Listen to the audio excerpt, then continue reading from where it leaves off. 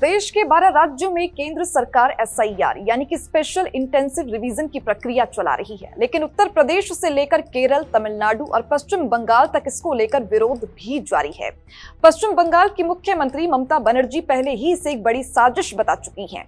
चुनाव आयोग ने मंगलवार को जानकारी दी कि पश्चिम बंगाल में अब तक करीब 14 लाख एसआईआर फॉर्म इकट्ठा नहीं किए जा सके। अधिकारियों की माने तो इन फॉर्म्स को इसलिए नहीं जमा किया जा सका क्योंकि वोटर या तो गैर हाजिर थे, डुप्लीकेट थे, मृतक थे या स्थायी रूप से कहीं और चले गए थे। सोमवार को ये संख्या 10.33 लाख थी, जो तेजी से बढ़कर मंगलवार को 13.92 लाख तक पहुंच गई। इससे संकेत मिल रहे हैं कि बिहार की तरह ही बंगाल में भी भारी संख्या में वोट कट सकते हैं। बिहार में एसआईआर के दौरान कुल 62 लाख वोट कट चुके थे। इस प्रक्रिया में बीएलओ यानी कि बूथ लेवल अधिकारी को घर घर जाकर डाटा इकट्ठा करने का काम सौंपा गया है। अधिकारी बताते हैं कि बीएलओ सक्रिय रूप से फॉर्म बांटने और जरूरी जानकारी इकट्ठा करने में लगे हुए हैं। पश्चिम बंगाल में इस काम के लिए 80,600 से अधिक बीएलओस, लगभग 8,000 supervisor, 3,000 assistant electoral registration officer और 294 इलेक्टोरल रजिस्ट्रेशन ऑफिसर तैनात हैं।